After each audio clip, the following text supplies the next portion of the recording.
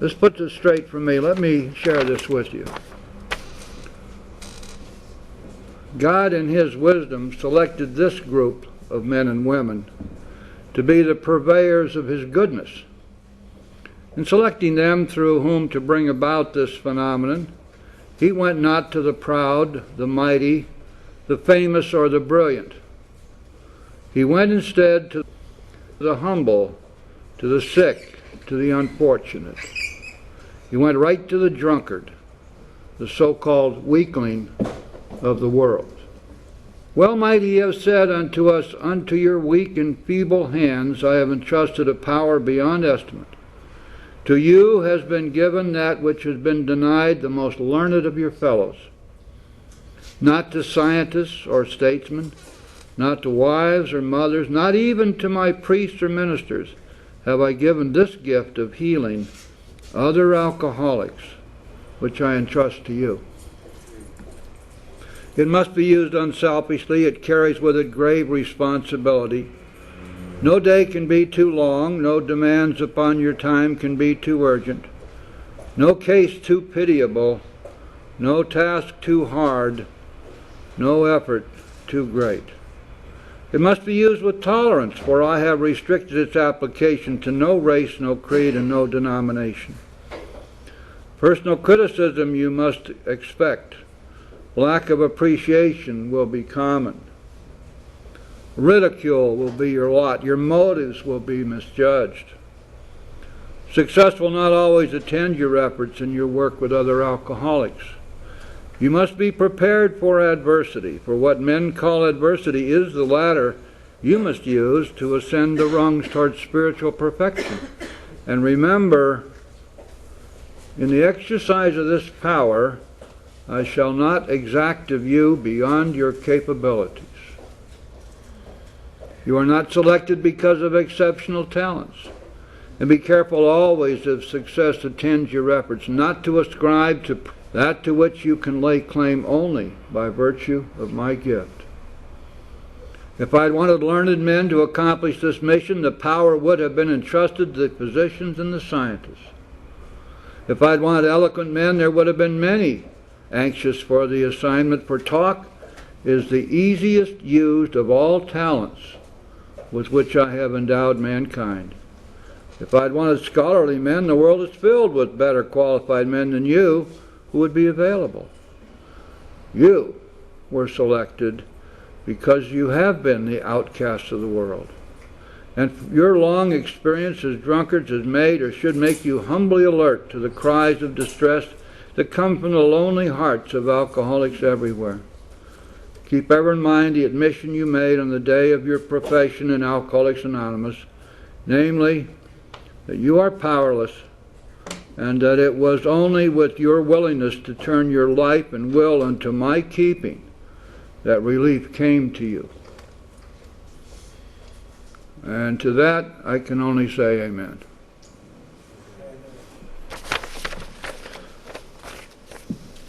Now then, we're going to be talking about the ninth step tonight. You know, a lot of people, when they come in and they begin to look around and they look, we got these steps up here on the board, they're up here.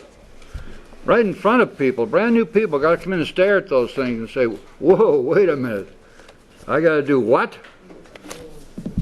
And one of the things which can be very terrifying right from the very beginning is this idea of having to make amends.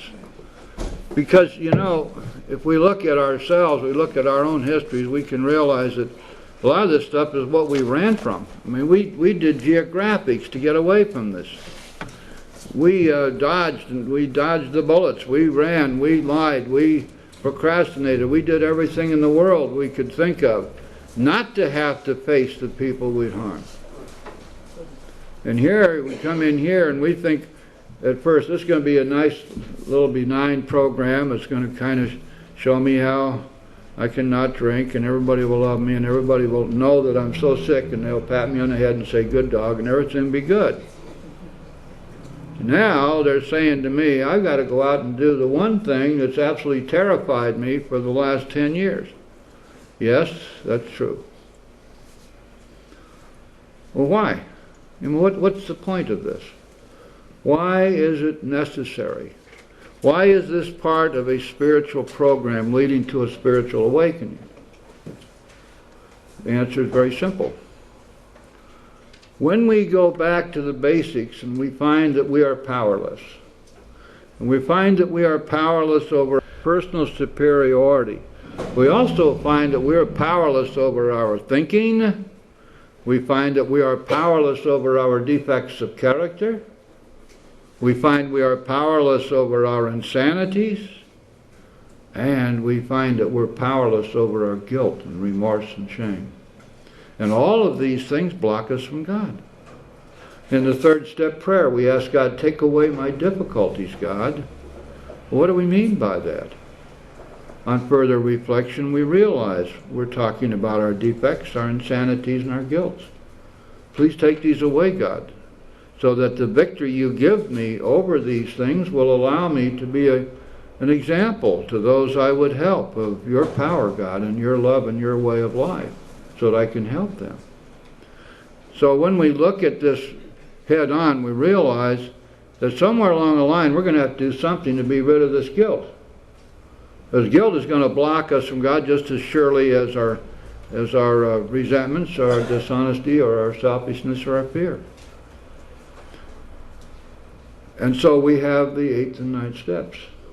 And it's the 9th step, which is the action step, which, if properly done, will relieve us of our guilt and turn us loose, turn our spirits loose, leading to a restoration of sanity, leading to entering the world of the Spirit, leading to becoming God conscious, leading to a spiritual awakening.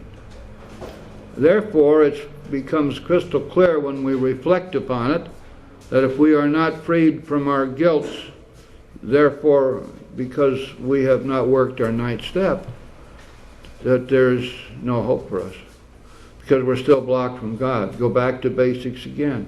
The only way that we're going to recover is to put God solidly between us and the booze. And one of the things that we must do, and the work of the 4th through the 9th steps are clear, that we're on a mission there, to fit ourselves, be a maximum service to God and the people about us, and to do that we have to be free of the things which block us. And it's only after we have done these things that we can then expect the promises all will come true. They've been coming true all the way through, but we can begin to see the culmination of all this, and it leads, of course, to the spiritual awakening. So therefore, when we look at the 9th step, we're looking at a step which is utterly crucial. It is mandatory, it must be done, and in AA, must means or else. And right at the top of page 77, it gives us the beginning clue for what we need to know here. I'm talking about new people, because that's what this book was written for, remember. Right at the top of the page, at the moment we are trying to put our lives in order, but this is not an end in itself. And here's the real kicker.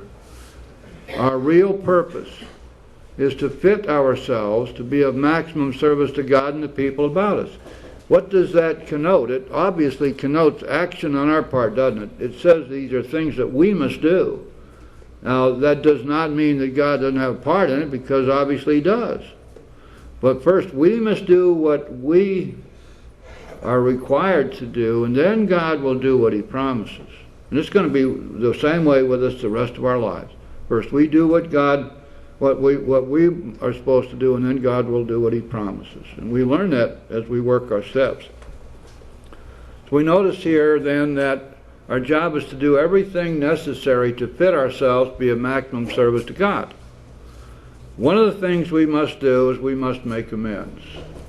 Now, making amends has several different twists to it, but basically we can look at it as trying to set the record straight, or trying to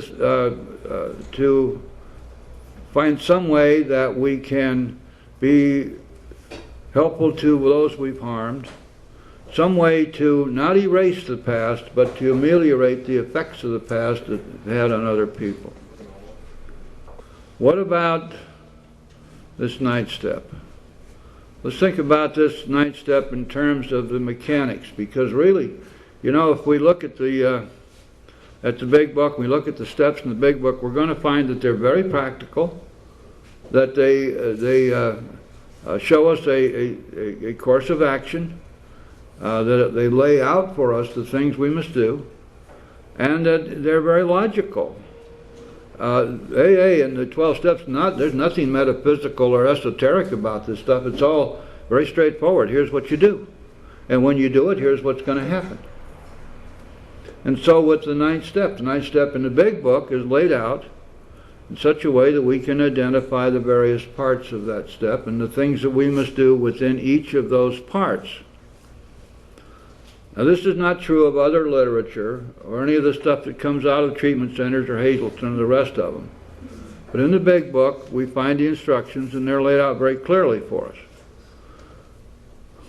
One of the things that is interesting to me is that if you look on page 77, if you have your book, we're really being instructed to attack the first and hardest one first. The person we used to hate. It's important when you read that paragraph to realize that it does not say the person I hate, the person I hated.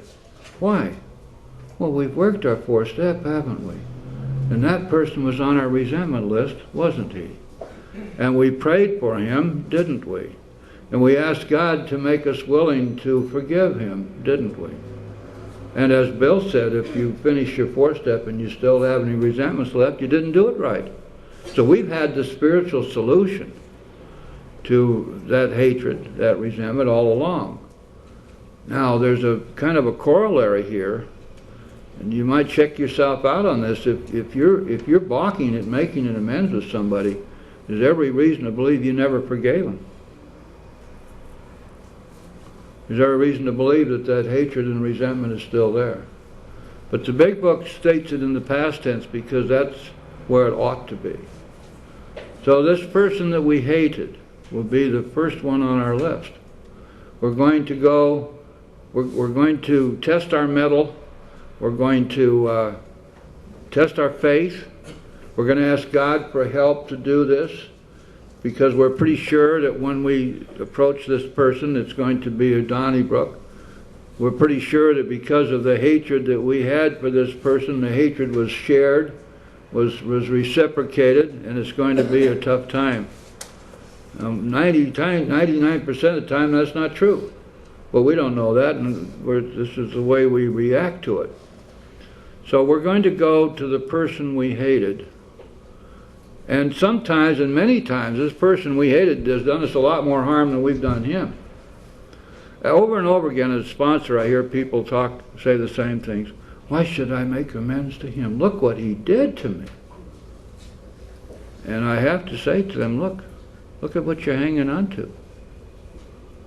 Look at what you're hanging on to. Are you going to let this person rule your life?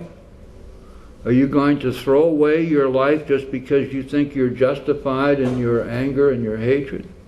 That's crazy. Is your life not worth more than that? Is your spirit not worth more than that? And I hope the answer is yes, it must be. And so it may be, and the big book says that he's done more harm to us than we've done him, and though we may have acquired a better attitude to him, we're still not too keen about admitting our faults. Nevertheless, with a person we dislike, we take the bit in our teeth. Here's the rule. It's harder to go to an enemy than to a friend, but we find it much more beneficial. And what we're going to do is we're going to go to him in a helpful and forgiving spirit, confessing our former ill feeling and expressing our regret. Now there's a kind of a corollary here too, because this is just another way of stating something we learn in here. You want to know what the right thing to do is? It's going to be the hardest thing to do. Isn't that strange? The right thing is going to be the hardest thing. And especially for those of us who have always taken the easier, softer way whenever we could, who have spent our lives rationalizing, excusing, and living in a fool's paradise of self-delusion. But we can't afford to do that anymore, because our lives are at stake, our very lives are at stake here. And so we're going to go to the person who was the biggest bugaboo in our lives, and we're going to make that our first order of business. Now, some sponsors are going to say no, and that's okay. This is the way the Big Book has it laid out. Personally, I agree with this, because I think that there's such a wonderful carryover from this. Once we have done it with God's help, it's going to be a lot easier to do many of the other amends that we have to do. Down at the bottom of page 77, we've got some general rules here that have to do with making amends. Let's see what they are. Under no condition do we criticize such a person or argue. Simply we tell him that we will never get over drinking till we've done our utmost to straighten out the past. We are there to sweep off our side of the street, realizing that nothing worthwhile can be accomplished until we do so, never trying to tell him what he should do. Now listen to this. Now, his faults are not discussed. We stick to our own. If our manner is calm, frank, and open, we'll be gratified with the result. Now this just runs contrary to everything that we've ever learned. You're supposed to stand up for yourself. You're not supposed to be a doormat for anybody. You don't want anybody to push you around. And if something needs saying, we're going to say it, and on and on and on and on. Pride ourselves on our honesty about other people's faults, which is kind of weird, isn't it? And yet,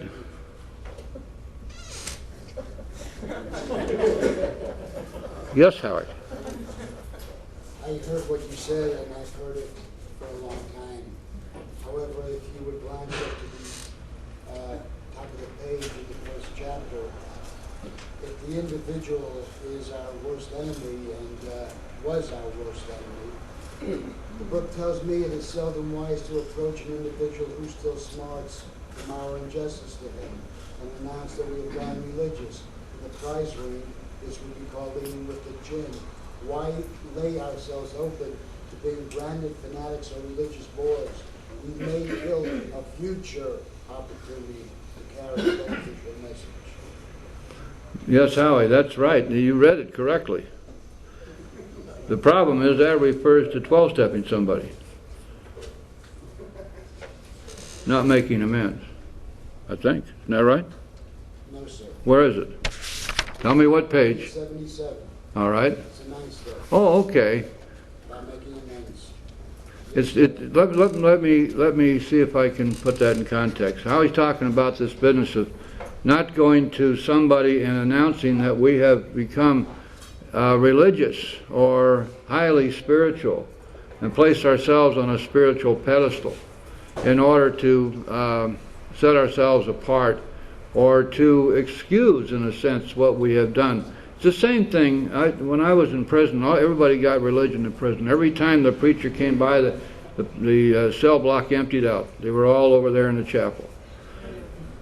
And so it's really telling us the same thing, I think, here, Howie, that we're not to try to excuse ourselves or to ameliorate in any sense the harm we've done by announcing our religiosity or our spirituality. But I was talking about approaching the individual who we feel we had the greatest resentment towards, and it's specifically saying don't if he's still smarting. No, I don't think so. I don't think so. I think this has to do, let's see, let me read what you did again. Our man is sure to be impressed, okay. Branded fanatics, we may kill a future opportunity to carry a beneficial message. Okay, and then it's gone. Oh, okay. What's happened here? The first sentence right after our maximum purpose. Yeah, I see it now, Linda. What it's saying to us is that we're killing the chance to be to have future impact because we've killed it with our religiosity or protestations of spirituality, rather than simply coming right out and talking about what it is that we've done wrong. I believe that's what it means. I'm sure that you will be discussing that with me at length at some future time. Any of you in the back, Kim? Yeah, I think what I understand to say is it's so wants to approach an individual who still stands for our injustice and announce that we've gone religious. Like say, I stole $5,000 from my employer who had her own small business and she was forced to declare bankruptcy. Well, shame on you for doing that. Okay, I just made that up. Oh, okay. Let's say, and then just go to her when she's still human mad, got a lawsuit against me and everything, and say, I want to tell you I've found religion. God's going to save me, and kind of general nonsense like that rather than paying her back. Telling how wrong we've been. That sounds exactly right to me, Kim. I'm fairly new at all this, but I think we're getting a little out of whack right now.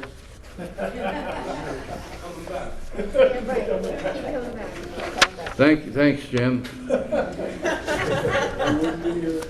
Okay, now let's think about. There are a couple of other rules here to this business of making amends. One of them is that we are to do nothing to harm the other person, either the person to whom we're making amends or others. Now, this doesn't have anything to do with us. It doesn't say we're not doing anything to harm ourselves. It says we're not to harm them or others. And there are several examples of this, and as a matter of fact, as we get into the other parts of the ninth step, we'll find these leaping right out at us. In two areas especially, in the area of criminal amends, where we've done criminal things, and we need to make amends, and quite often that's going to mean being prosecuted, perhaps sent to prison. We're not permitted to do that until we have received permission from those who would be seriously harmed by our making that amends. And also in the realm of extramarital stuff and cheating and all those things, it's very important that we be careful not to harm the other person or not to harm the person we cheated on, because sometimes the worst thing we can do in making amends is to make them relive the horrors of the past. And it's equally important to remember this when we're making amends. For example, let's say to family. The family may have lived with us and with our disease for many, many years and suffered through much. And in order for us to make amends to them, we have to be careful we don't make them sit down for 2 or 3 hours while we recount all the things we did to them. This can be very harmful.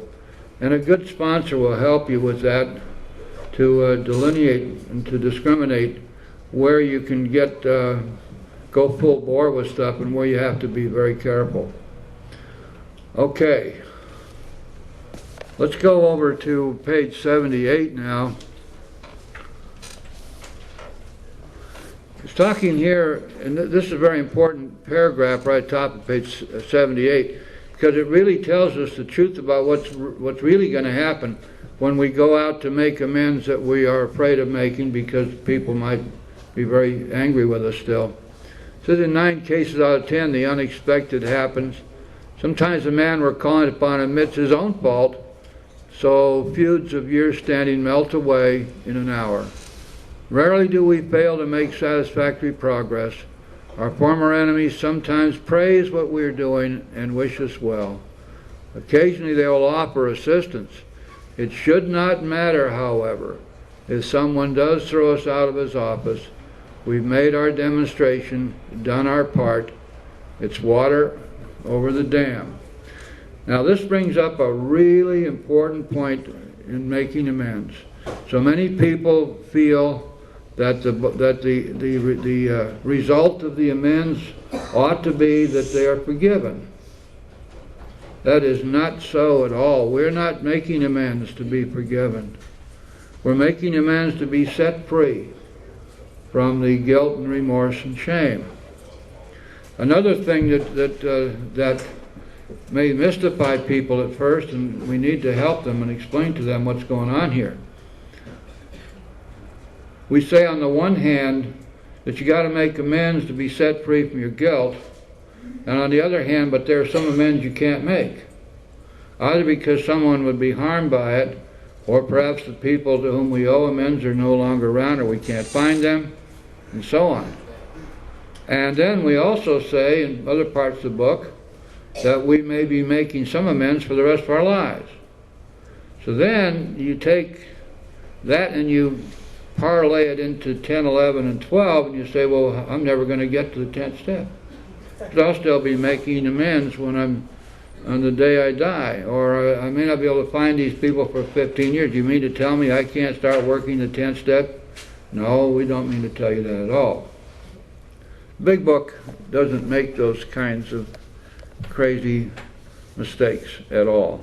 It's an inspired work, because what it tells us is that when we get to the 10th step, we're going to get to the 10th step as, just that one little word, 2 letters, as we clean up the past.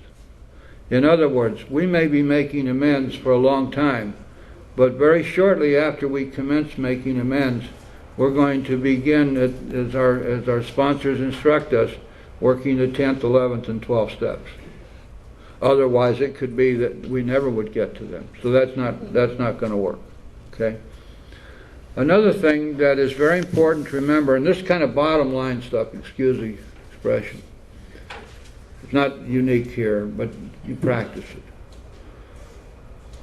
it. It is the key to being released from the guilt is the willingness to make amends. Now, there may be some times when we can't make them. But if we're truly willing to make amends if we can, we will be released from the guilt. If that were not so, we could be carrying that stuff around with us, and all the 12 steps would crash. And so it comes back to this question of willingness. Over and over and over again, we find this same thing popping up.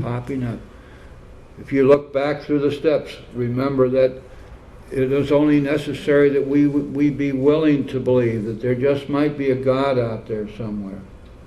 And that is sufficient to get started on our 2nd step.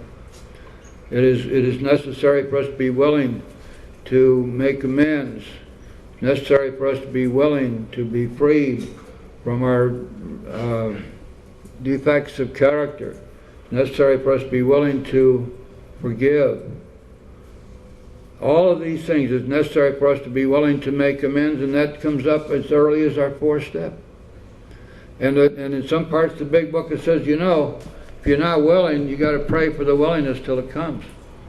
And so now we find this willingness as being absolutely essential here in the 9th step, because it is that willingness which is the saving grace of this step. It is that which will allow us to be set free from our guilt, even though we may not be able to make the amends that we would otherwise be required to make. And there are many examples of this in the Big Book. A lot of people don't recognize how the Big Book is set up to help us, not to hinder us, not to put roadblocks in our way. For example, people are always asking me, how do I know God's will for me? I'm just going to, if I just sit still, maybe I won't get in trouble. Dr. Paul answered that very succinctly by saying, I just do what's in front of me to be done and leave the results up to God, and however it turns out, that's His will for me. That's a pretty nice statement. But the Big Book answered a little bit differently. What it says is this, that so long as we do as we believe God would have us do, truly believe that this is what God would have us do, and leave the results of our actions up to Him, that He will enable us to match calamity with serenity. That's the out clause. That's where it all comes back, always comes back to us. Always. It is the actions we're willing to take which will dictate our progress and our continued spiritual progress for the rest of our lives. So those are kind of the basic rules of the 9th step. And then on page 78 we get into the second part of the 9th step, which has to do with money. And of course, this is something which is almost sure to crop up. Not everybody comes in here owing money, but most do in one form or another. So we're going to make money amends. Now the rule is that we're not going to dodge our creditors. Well, boy, that's something we've gotten pretty good at that. And if it gets too rough, we get out of town, you know. And then there are always the bankruptcy laws, and you know, and it's wiggle around and cheat and steal and do everything you can. Don't have to, you know, how in the world does anybody expect us to pay them back when we got to use all our money for booze, you know? We don't dodge our creditors. And here's what happened. Let me give you some practical advice. This just comes out of my own experience. You can do it or not as you please, but it's worked pretty well for me and the people I work with. We sit down and we list the monetary amends that have to be made.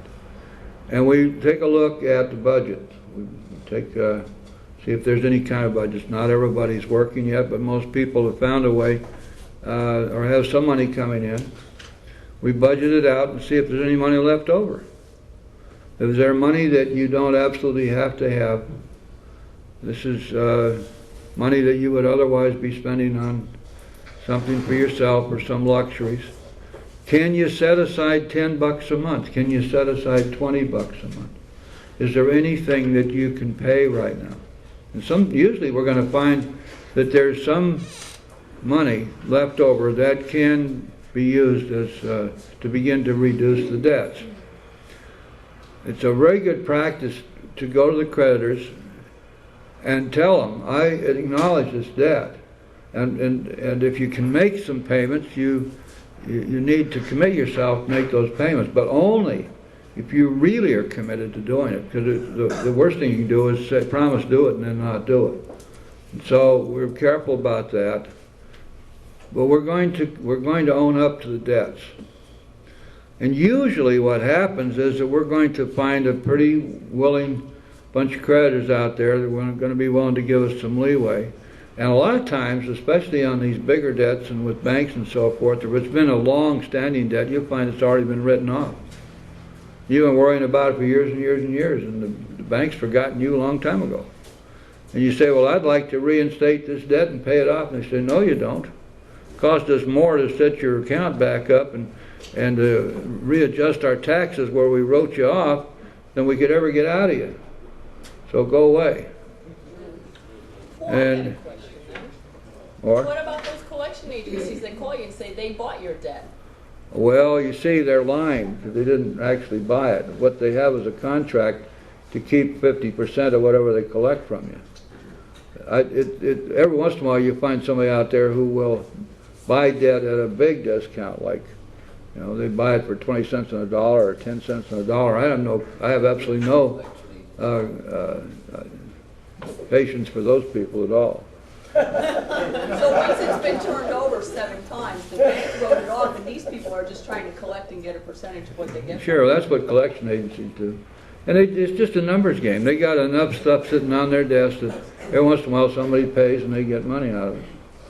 I just signed up a collection agency for my business. I know I'm going to have some bad debts, and they get them. I'll work for you. There we go. Got a volunteer already. Listen to that voice. You're probably good on the phone. No, I'm better in person. Oh, I see. You got your education in New York, I guess, huh? Okay. Jersey. In Jersey. All right.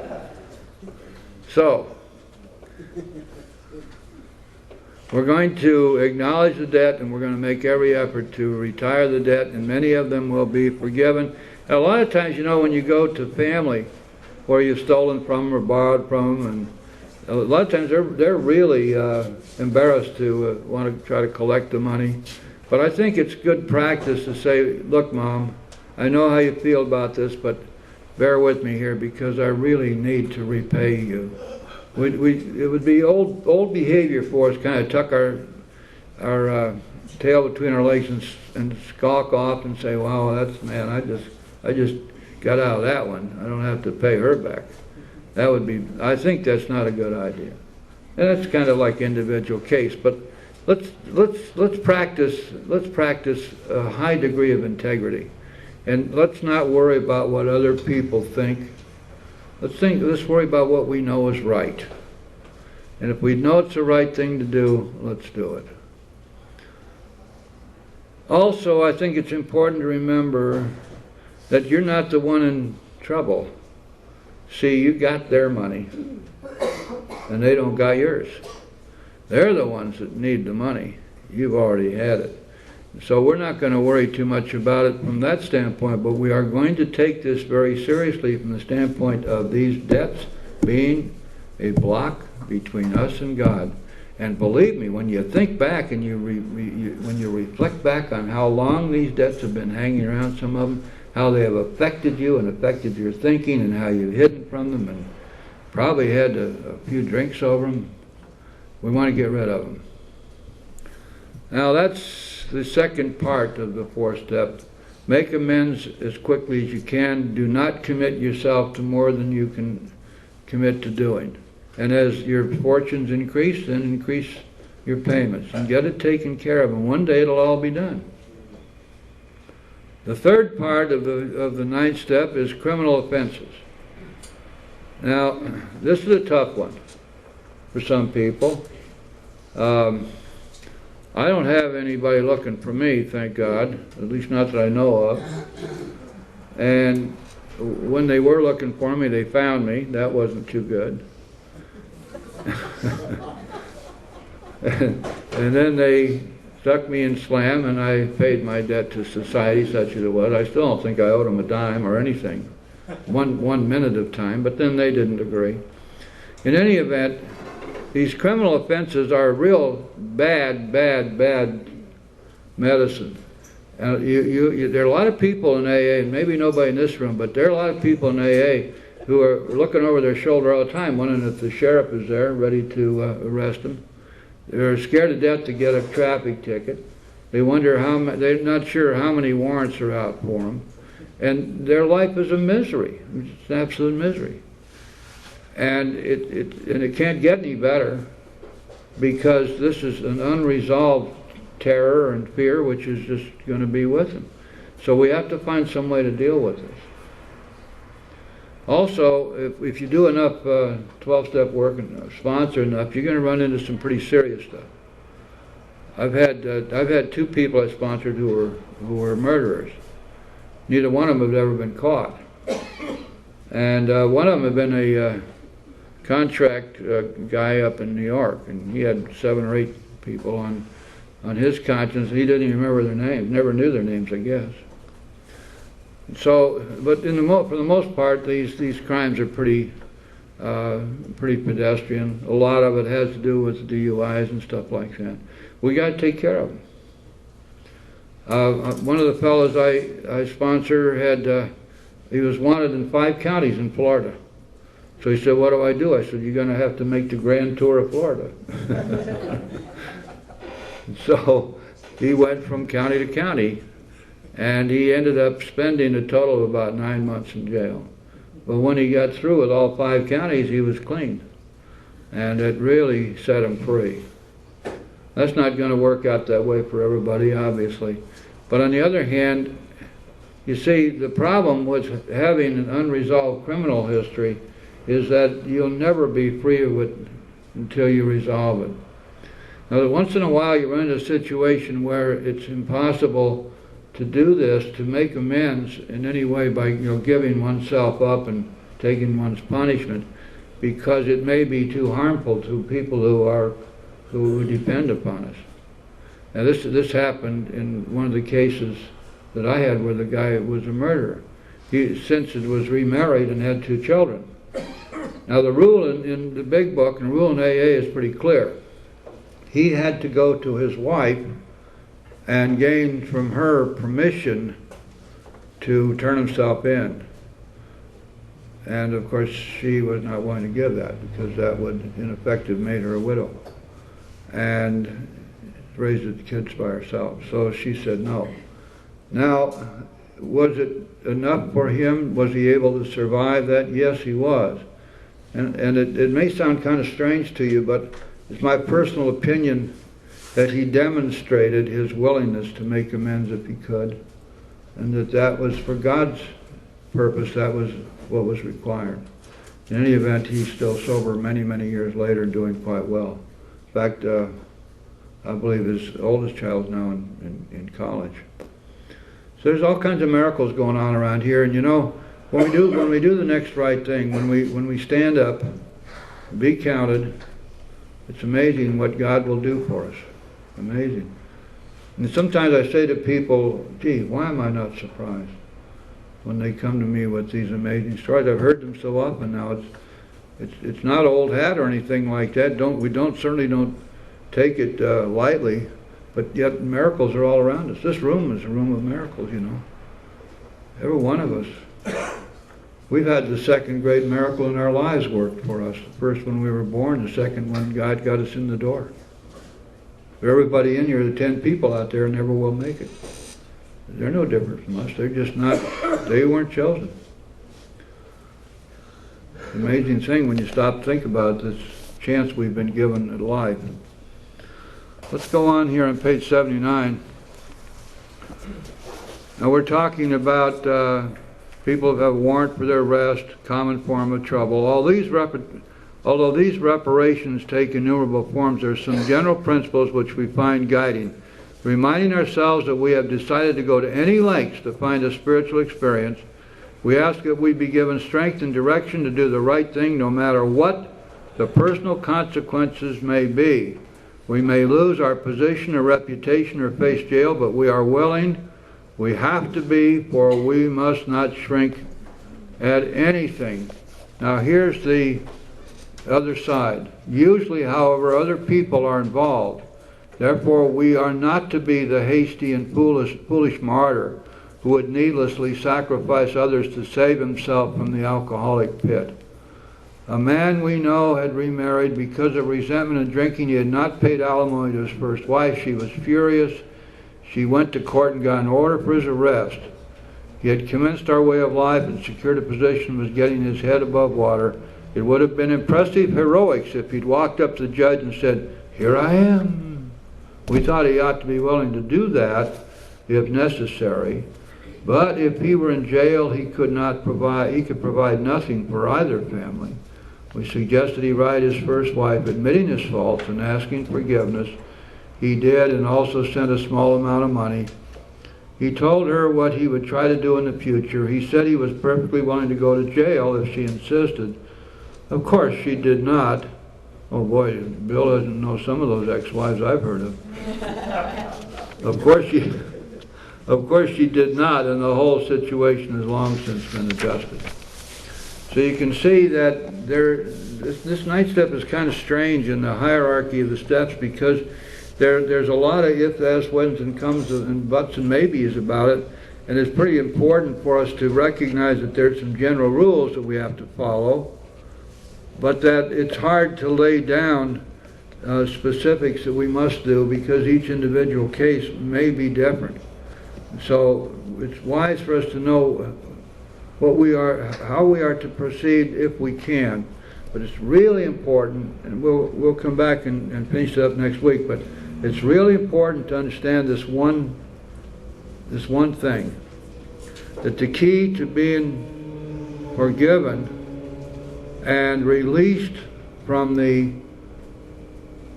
burden of guilt is our willingness to make amends if we can. That's the key. All right, let's see. We have to now pay the rent. Wait a second, Howie. Oops. Ready? Oops. There we go.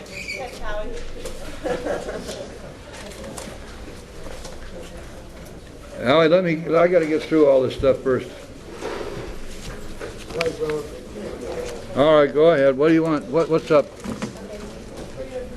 Now, I'm told that I make amends, not to the person I'm making the amends to, but for myself, for the guilt that I've lived with throughout my life. Right. Now, I I also ask God to remove my character defects in the seventh step, which is selfishness and self-centeredness. So to me, this is almost a selfish act that I'm doing, because I'm doing it for myself. No, you're not doing it for yourself, pal. You're doing it for God. You've got to remember what we're talking about here. Guilt blocks you from God, keeps you from what you must do, which is to fit yourself to be of maximum service to Him. It has nothing to do with selfishness. All right, this is the Bottomline Group Secretary's report. We have 58 meetings a week, and they're listed on the green chalkboard. We need 2 years of sobriety to chair a Big Buck Step or Tradition meeting, 1 year to chair an 8:30 p.m. or Beginners meeting, 6 months to chair a regular meeting.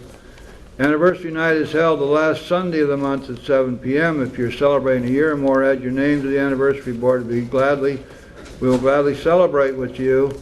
Business meetings are held the first Sunday of the month at 6:45 p.m. If you'd like to be a member of the Bottomline Group, sign your name in the black book on the desk. You must be a member to vote on any motions or of group conscience. A weekly cleaning party is held every Saturday at 1 p.m. This is a rewarding opportunity for service. Please come out. There are AA and non-AA related bulletin boards around the room for information. Literature and grapevines on the rack for sale at cost. Please pay. Don't pay me. I don't know what to do with the money. Please keep the grounds clean and remember to park where you're supposed to out there. And remember, there are places you're not supposed to park, and if you do that, you're likely to get towed. There's a temporary sponsor list on the back wall of what? That's an oxymoron. Okay, let's just call it a sponsor list, all right? There's a sponsor list on the back wall. Take a name off if you need a sponsor, and put your name on if you're willing to be a sponsor. Would all those willing to be sponsors please raise your hands? Thank you, the Bottomline Group Conscience. Are there any announcements for the good of AA? Let this circle represent the unity of our fellowship. A moment of silence for those who are still suffering, and then we'll say the Lord's Prayer together. Thank you. Lord's Prayer. Our Father, who art in heaven, hallowed be thy name. Thy kingdom come, thy will be done, on earth as it is in heaven. Give us this day our daily bread, and forgive us our trespasses, as we forgive those who trespass against us. And lead us not into temptation, but deliver us from evil. For thine is the kingdom, the power, and the glory, forever and ever. Amen. Keep coming back, works to good work.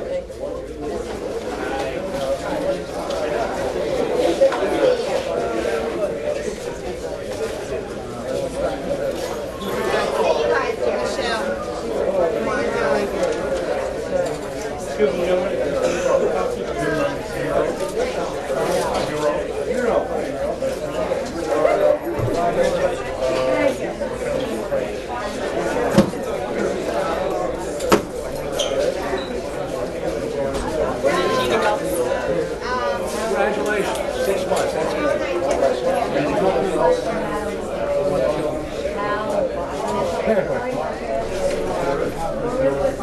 All you gotta do is let me see how you smile and laugh, just keep on walking.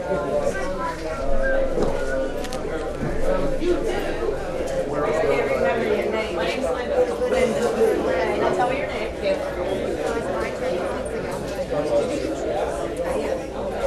Still good.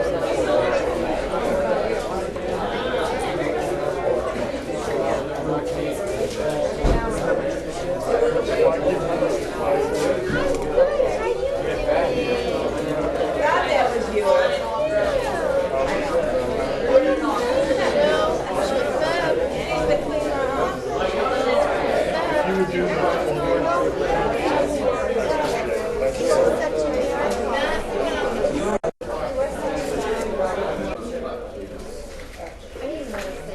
I mean, like 9 hours. No, I mean, just regular work stuff. I mean, time, I ain't worried about it. Yeah. How you doing? Yeah, I'll be fine. All right, man. Later.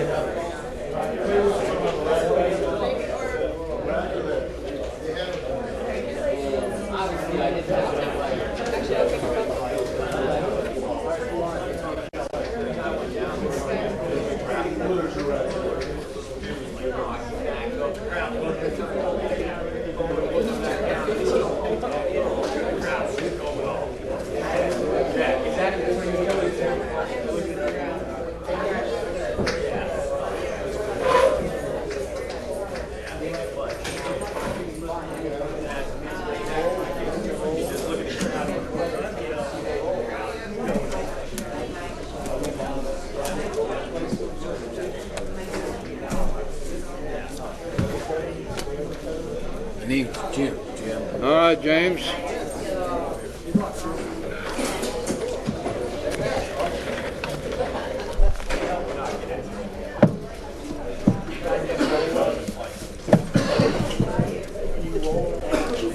All right, Michael. That's for you, son. There you go.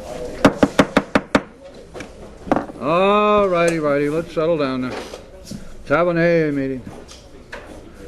I want to welcome you to the Bottomline group of Alcoholics Anonymous.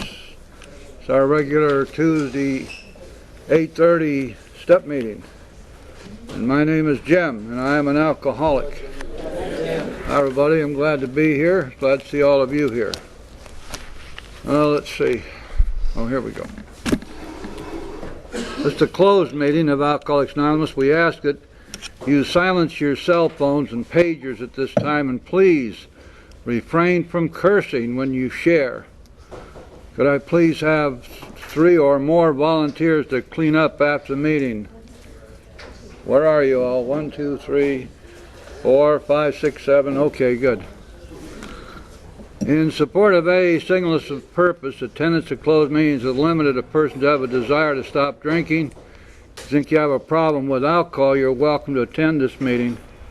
We ask that when discussing our problems, we confine ourselves to those problems as they relate to alcoholism.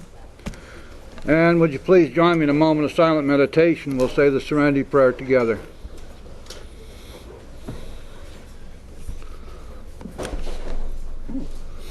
Thank you, Serenity Prayer.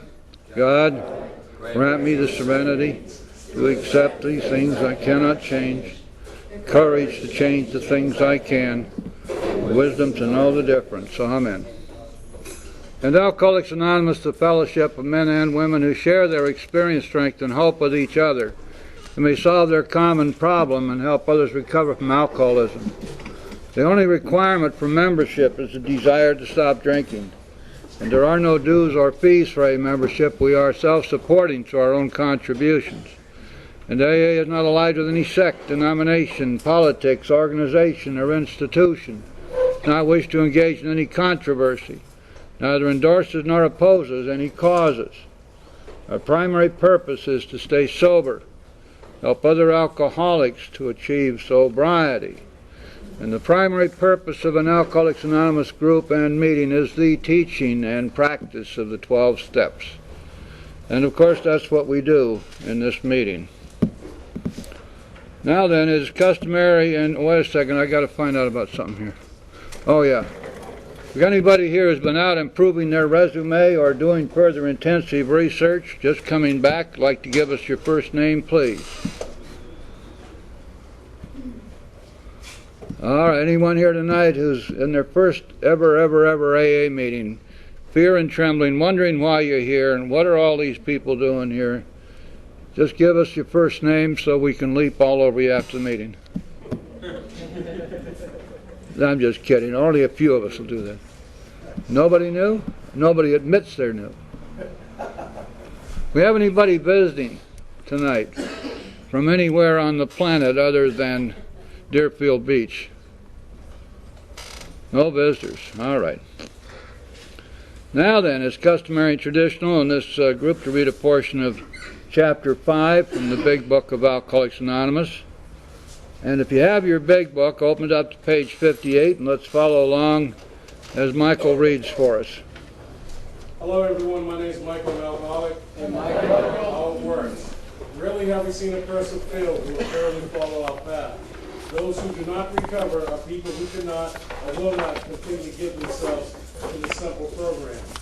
Usually men and women who are constitutionally incapable of being honest with themselves. They are such unfortunates. They are not at fault. They are seen and born that way. They are naturally incapable of grasping and developing a manner of living which demands rigorous honesty. Their chances are less than average. There are those, too, who suffer from grave emotional and mental disorders, but many of them do recover if they have the capacity to be honest. Our story is disclosed in a general way, what we used to be like, what happened, and what we are like now. If you have decided you want what we have, and are willing to go to any lengths to get it, then you're ready to take certain steps. At some of these we walked. We thought we could find an easier, softer way, but we could not. With all the earnestness at our command, we begging you to be fearless and thorough from the very start. Some of us have tried to hold on to our old ideas, and the result was nil until we let go absolutely. Remember that we deal with alcohol, cunning, baffling, and powerful. Without help, it is too much for us. But there is one who has all power. That one is God. May you find him now. Half measures availed us nothing. We stood at the turning point. We asked for his protection and care for complete abandon.